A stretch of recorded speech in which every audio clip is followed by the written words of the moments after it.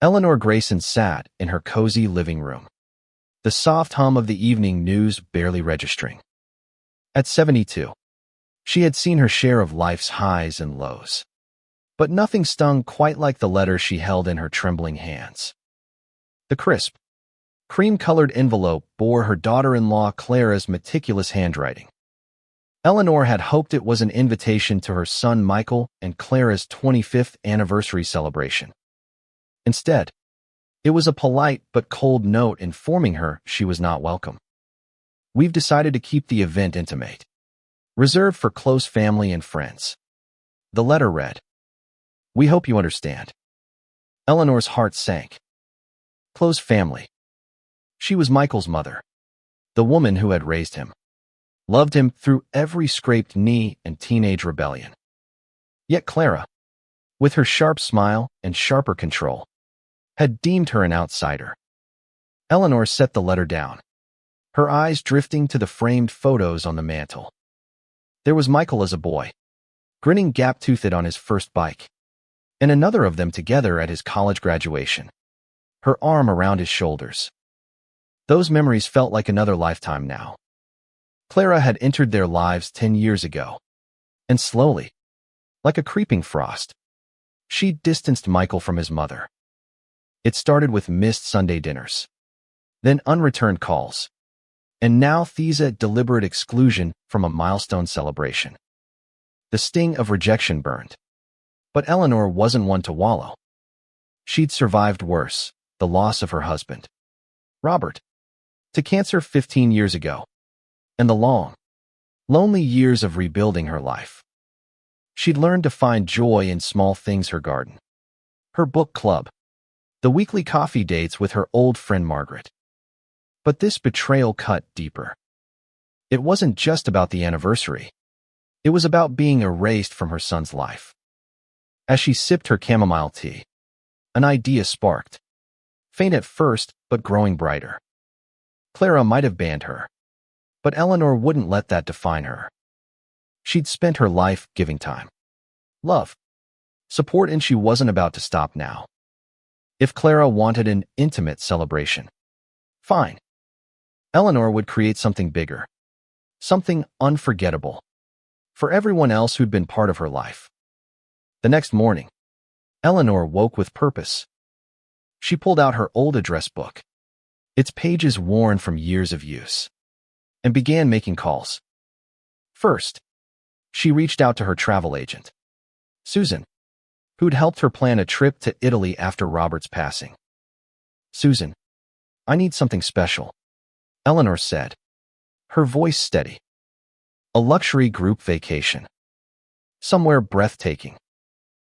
Susan, sensing the fire in Eleanor's tone, suggested a week-long Mediterranean cruise, complete with gourmet dining, private tours, and stops in Santorini, Barcelona, and Rome. It was extravagant, the kind of trip that would make jaws drop. Eleanor didn't hesitate. "Book it for 30 people," she said, her savings account be damned. She'd spent years being frugal. Now was the time to live boldly. Over the next week, Eleanor contacted friends, neighbors, and distant relatives, everyone who'd ever shown her kindness. There was Margaret, her best friend since high school, who'd sat with her through Robert's chemotherapy sessions. There were the Hendersons, the couple next door who always shoveled her driveway in winter. She even invited her cousin Lila, who lived halfway across the country but sent her heartfelt letters every Christmas. The only people not invited: Michael and Clara. The responses flooded in, each one a balm to Eleanor's wounded heart. "A cruise. Eleanor, you're incredible," Margaret exclaimed over the phone. "Are you sure?" asked Mr. Henderson, his voice thick with gratitude. Eleanor smiled, her resolve hardening. This wasn't just a trip. It was a statement. She was choosing joy, connection, and generosity over bitterness. As the weeks passed, Eleanor threw herself into planning.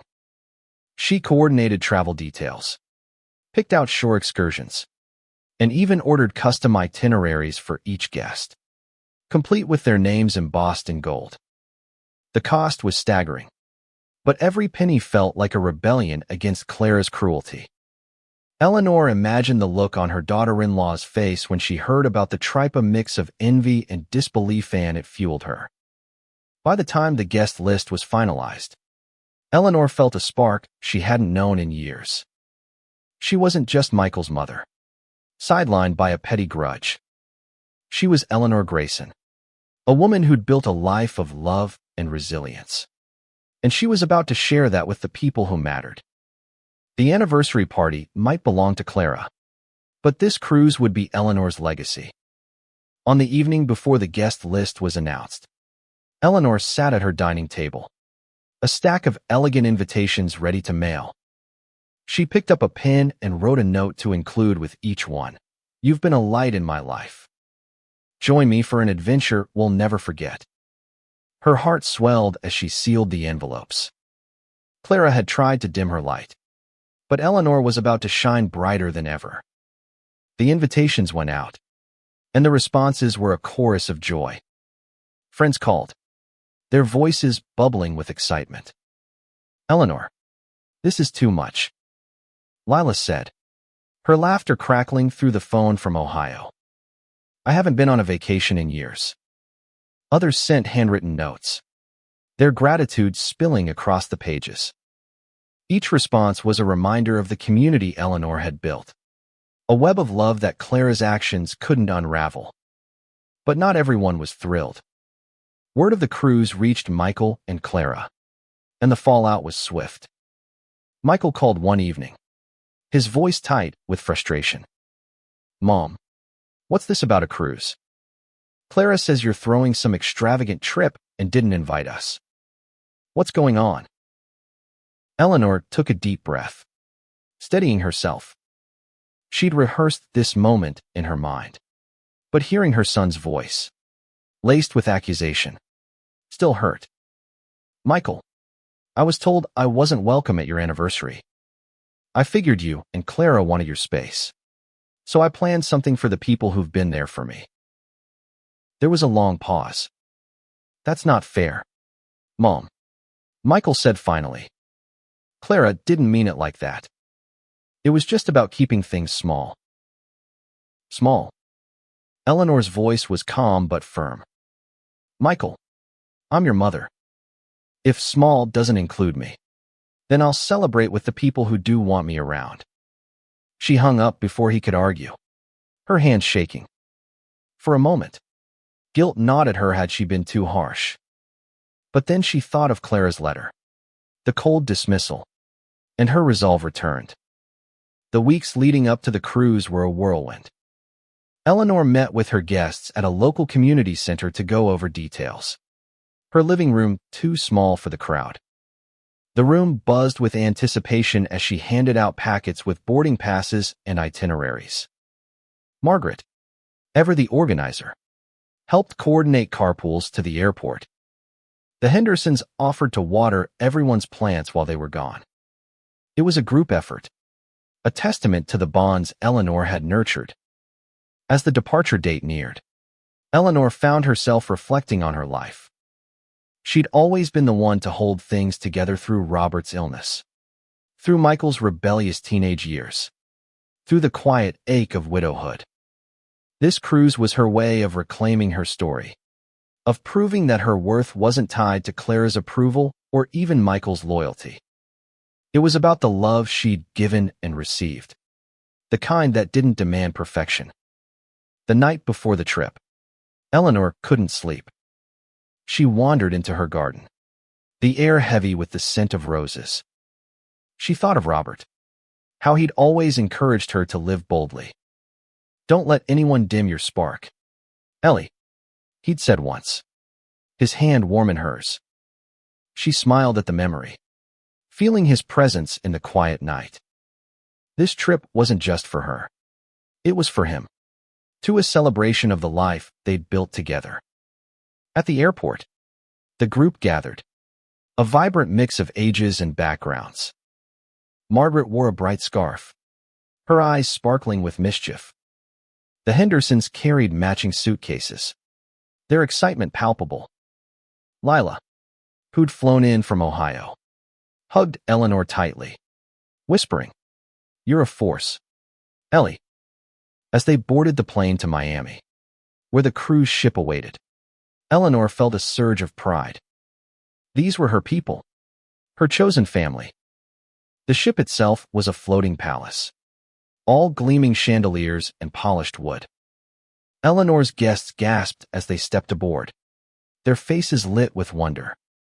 The crew greeted them with champagne, and for a moment, Eleanor stood back, watching her friends laugh and clink glasses. This was what she'd wanted, not revenge, but connection. Clara might have banned her, but Eleanor had created something far greater. That evening, as the ship sailed into the open sea, Eleanor stood on the deck, the wind tugging at her silver hair.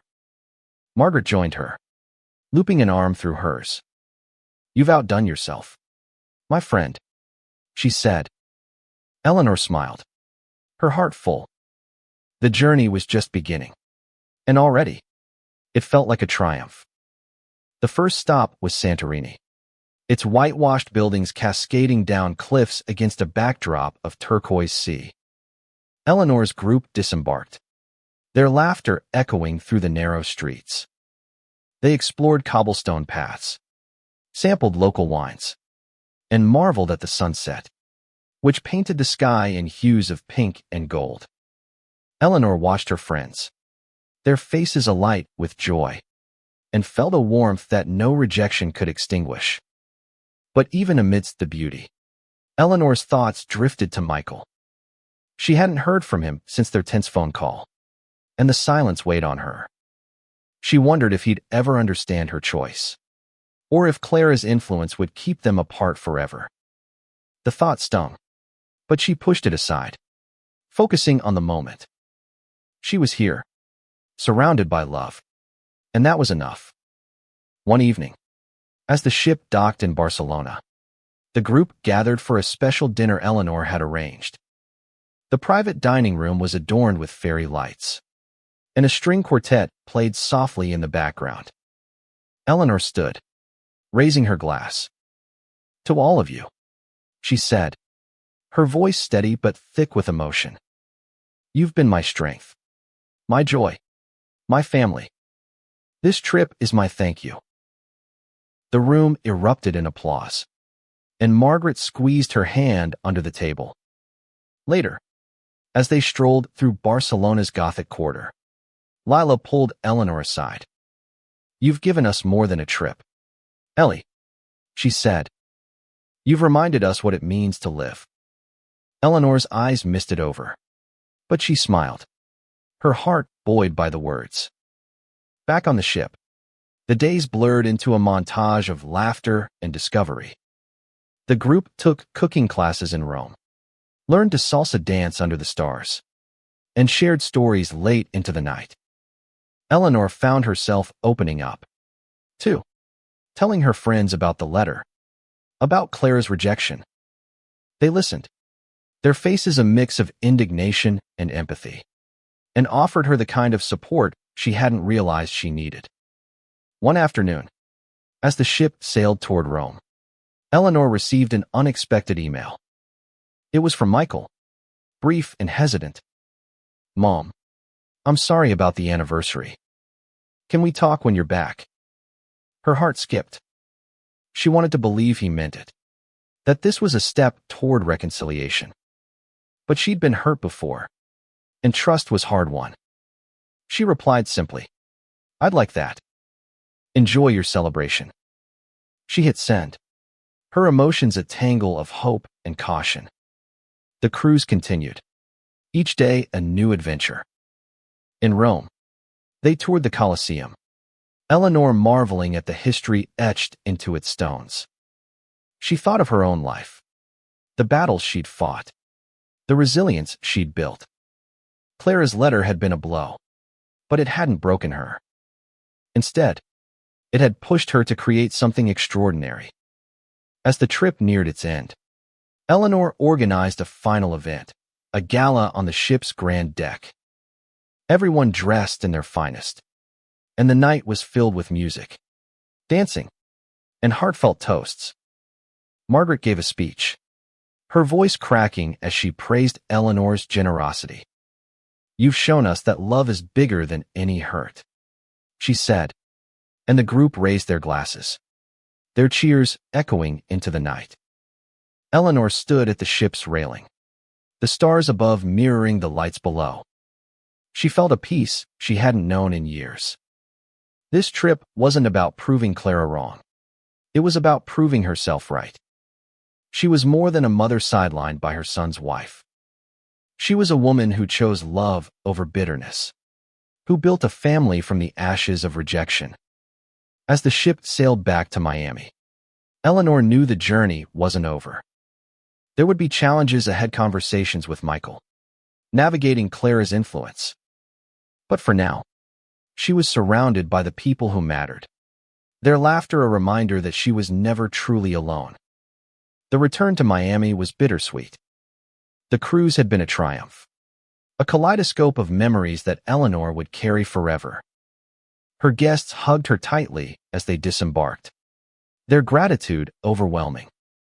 "You've changed my life," Lila whispered, her eyes shining. The Hendersons promised to host a reunion barbecue, and Margaret vowed to plan their next adventure. Eleanor smiled, her heart full, but a quiet ache lingered. Michael's email still hung in her mind, a fragile thread of hope. Back home, Eleanor's house felt both familiar and foreign. The garden was in full bloom, the roses a riot of color, but the silence was deafening after the ship's constant hum.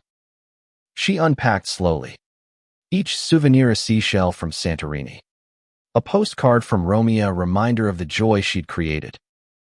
Yet the letter from Clara sat on her desk, a stark reminder of the rift that had sparked it all. A few days later, Michael called. "Mom, I'm coming over," he said, his voice softer than before. Eleanor braced herself, unsure what to expect. When he arrived, he looked tired, his shoulders slumped. They sat in the living room, the same photos on the mantel bearing witness to their strained conversation. "Clara didn't mean to hurt you," Michael began, but Eleanor raised a hand. "Michael, it's not just about the anniversary," she said, her voice steady. "It's about feeling pushed out of your life. I've always been there for you, but Clara's made it clear I'm not wanted." Michael looked down, his fingers twisting together. "I didn't realize how bad it was. Clara, she's particular about things. But I should have stood up for you." The admission was small, but it was a start. Eleanor felt a flicker of hope, but she wasn't ready to let go of her hurt. "I need you to show me you mean that," she said. "Not just words." Michael nodded, his eyes meeting hers. "I will, Mom. I promise." They talked for hours, the conversation halting but honest. He asked about the cruise, and Eleanor shared stories, her face lighting up as she described her friend's joy. Michael listened, a smile tugging at his lips, and for the first time in years, Eleanor felt a connection rekindling. But Clara remained a shadow. Michael didn't mention her again, and Eleanor didn't ask. She knew reconciliation would take time, and she wasn't sure if Clara would ever soften. For now, she focused on her son, on rebuilding what they'd lost. In the weeks that followed, Eleanor's life settled into a new rhythm.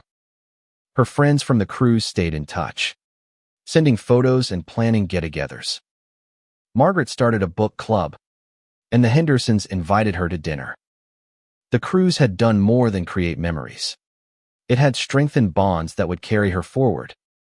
Eleanor also began volunteering at a local community center, teaching gardening classes to seniors.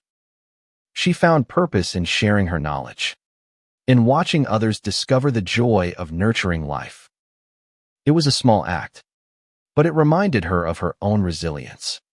of the strength she'd found in the face of rejection. One afternoon, as she tended her roses, a letter arrived. It was from Clara, the handwriting unmistakable. Eleanor's heart raced as she opened it, expecting another cold dismissal. Instead, it was an apology, stiff, but genuine. "I didn't realize how my actions affected you," Clara wrote. "I'd like to make things right." Eleanor stared at the words, torn between skepticism and hope. She didn't trust Clara fully. Not yet. But the letter was a crack in the wall between them. She tucked it away, deciding to respond later. For now, she had her garden, her friends, and a fragile but growing connection with her son. That was enough. As summer faded into fall, Eleanor's life bloomed anew. Michael visited more often, sometimes alone, sometimes with Clara. Their conversations were cautious but warm, each one a step toward healing. Clara remained reserved, her apologies more formal than heartfelt. But Eleanor sensed a shift, whether it was guilt or genuine remorse. She couldn't tell, but she chose to meet it with grace. The community center became Eleanor's sanctuary. Her gardening classes grew, drawing not just seniors, but younger folks eager to learn. She taught them how to coax life from soil, how to find patience in the slow unfurling of a bud. In their smiles, she saw echoes of her own journey finding light in unexpected places. One evening, Margaret threw a surprise party for Eleanor's 73rd birthday.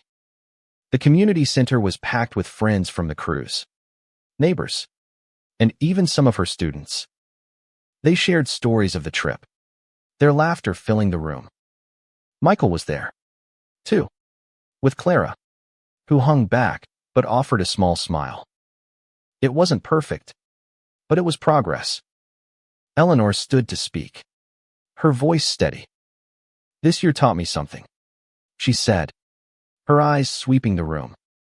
"Love isn't about holding on to pain. It's about choosing who you share your light with. And I'm so grateful for all of you." The room erupted in applause, and Michael hugged her, his embrace tight and genuine. The party spilled into the night, and as Eleanor looked around, she felt a deep contentment. Clara's rejection had been a wound, but it had led her here to a life richer than she'd imagined. The cruise had been her rebellion, but this moment, surrounded by love, was her victory. Months later, Michael invited Eleanor to dinner at their home. It was the first time she'd been invited since the anniversary fiasco. Clara was polite, even warm, and though the tension lingered, Eleanor felt a spark of hope. They talked about small things: gardening, Michael's work, the weather, but it was a start. As she left, Michael walked her to her car. "I'm proud of you, Mom," he said.